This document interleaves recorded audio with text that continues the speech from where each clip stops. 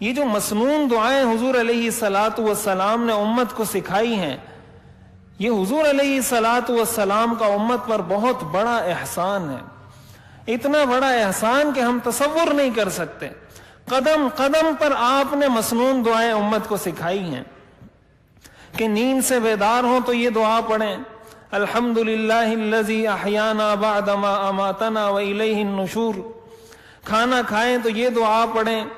کھانے سے فارغ ہوں تو یہ دعا پڑھیں، کسی کے مہمان بنیں تو یہ دعا پڑھیں، دودھ پئیں تو یہ دعا پڑھیں، بیت الخلاء جائیں تو یہ دعا پڑھیں، بیت الخلاء سے نکلیں تو یہ دعا پڑھیں، مسجد میں داخل ہوں تو یہ دعا پڑھیں، مسجد سے نکلیں تو یہ دعا پڑھیں، سواری پر سوار ہوں تو یہ دعا پڑھیں، سواری سے اتریں تو یہ پڑھیں، سفر پر جائیں تو یہ پڑھیں، سفر سے واپس آئیں تو یہ دعا پڑھیں۔ زندگی کا کوئی گوشہ، کوئی پہلو آپ نے چھوڑا نہیں جس کے بارے میں ہمیں مسنون دعا نہ بتلائی گئی ہو۔ یہ کیا ہے؟ یہ ان دعاؤں کا خلاصہ یہی ہے کہ ہر چیز میں اللہ سے مدد طلب کی گئی ہے۔ ہم مسجد میں داخل ہوتے ہیں، ہم دعا کرتے ہیں اللہم افتح لی ابواب رحمتک۔ اب چونکہ ہم ان مسنون دعاؤں کو چھوڑ چکے ہیں، ہمیں اس کی اہمیت کا اندازہ نہیں، اور یہی وجہ ہے جہاں ہم پر مشکلات، مسائب، پریشانیاں، جادو، سحر، جنات وغیرہ وغیرہ،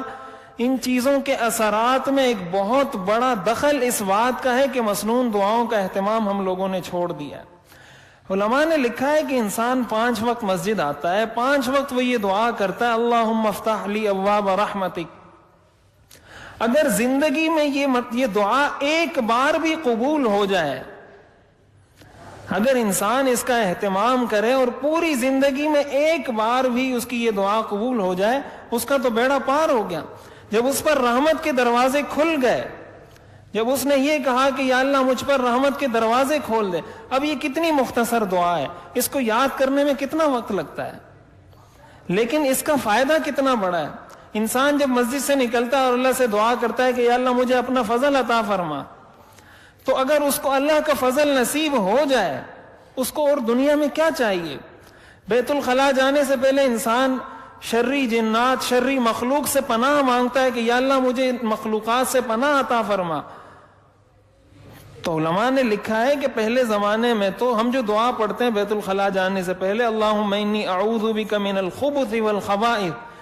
کہ جو نر شیاطین ہیں، جو مادہ شیاطین ہیں، سب سے یا اللہ میں پناہ مانگتا ہوں۔ تو پچھلے زمانے میں تو گھروں میں باتھ روم، واش روم، یہ چیزیں نہیں ہوتی تھی۔ پہلے تو گھروں سے باہر لوگ جاتے تھے قضائے حاجت کے لیے، اور حدیث شریف کے اندر آتا ہے ان هذه الحشوش محتضرہ، کہ یہ جو جگہ ہیں ناپاکی کی، یہاں پر جنات اور شیاطین کی آماجگاہ ہے، یہ ان کا مسکن ہے، ان کا ٹھکانہ ہے، حدیث میں بتلایا گیا ہے امت کو۔ تو جب ہر گھر کے اندر، ہر کمرے کے ساتھ اٹیچ باتھ روم تو موجود ہے، لیکن ہم نے اپنے بچوں کو یہ دعا نہیں سکھائی کہ بیٹا داخل ہونے سے پہلے یہ دعا پڑھ لیا کرو کہ یہ جو باتھ روم ہے یہ تو شیطانوں کی آماج گاہ ہے، یہ تو جنات کی آماج گاہ ہے، یہاں تو شرری مخلوق پائی جاتی ہے، ان سے اگر اپنے آپ کو بچانا ہے تو یہ دعا پڑھ کر داخل ہو۔ نہیں پڑھتے ہم لوگ،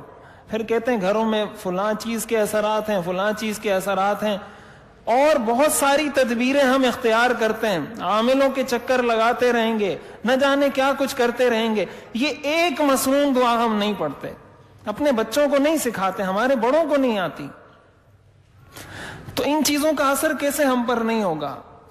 تو کہنے کا مقصد یہ ہے کہ حضور علیہ الصلاۃ والسلام نے جو مسنون دعائیں امت کو سکھائی ہیں، اس کا بنیادی مقصد یہ ہے کہ انسان ہر کام میں، ہر جگہ اللہ سے مدد طلب کرے۔ گھر سے نکلتے وقت دعا سکھائی گئی، بسم اللہ توکلت علی اللہ، یہ کیا ہے کہ میں اللہ پر توکل کرتا ہوں۔ تو ان چیزوں کا اور یہ اللہ سے تعلق مضبوط کرنے کا آسان ترین ذریعہ ہے یہ مسنون دعائیں،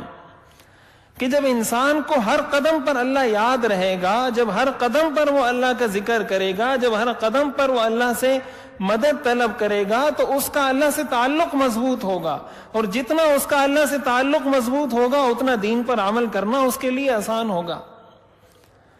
ہم تو یہ سمجھتے ہیں کہ شاید جب دعا کرنی ہو تو دعا کے لیے کوئی خاص وقت میں نے طے کرنا ہوگا، اس خاص وقت میں ایک خاص ہیئت میں بیٹھنا ہوگا، اس طریقے سے کوئی دعا کرتا ہے تو اچھی بات ہے، لیکن یہ مسنون دعا کرنے میں تو ہمیں کوئی وقت درکار نہیں۔ ایک آدمی مسجد ویسے ہی آ رہا ہے، گھر تو اس نے ویسے ہی جانا ہے، تو کیا اس کو اس سے کوئی مصیبت آتی ہے کہ گھر میں داخل ہوتے وقت گھر میں داخل ہونے کی دعا پڑھ لے؟ مشکل تو یہی ہے کہ ہم ساری چیزوں کو توجہ دیتے ہیں، سارے علوم، ساری چیزیں ہم سیکھتے ہیں، سیکھنی چاہیے جو جائز چیزیں، شریعت نہیں روکتی ان چیزوں سے، لیکن جو ہماری اپنی ضرورت کی چیزیں، جن پر ہماری اپنی زندگی کا انحصار ہے، جن پر ہماری اپنی زندگی کا دار و مدار ہے، ان کو تو ہم نے چھوڑ دیا۔ تو ظاہر ہے جب ہم اللہ سے مدد طلب نہیں کریں گے، اور حضور علیہ الصلوۃ والسلام نے جب یہ تک کہہ دیا کہ اگر جوتے کا تسمہ ٹوٹ جائے تو اللہ سے مانگو، اس سے ہمیں کیا درس ملتا ہے؟ تو اس لیے ایک تو ہمیں اپنے اس رویے پر غور کرنا چاہیے، اور سب سے پہلے ہمیں مسنون دعائیں یاد کرنی چاہیے۔ صبح اٹھنے کی دعا، کھانے کی دعا، مسجد میں داخل ہونے کی دعا، نکلنے کی دعا، سونے کی دعا، صبح کی دعا، شام کی دعا، یہ ساری دعائیں حضور علیہ الصلوۃ والسلام نے امت کو سکھائی ہیں۔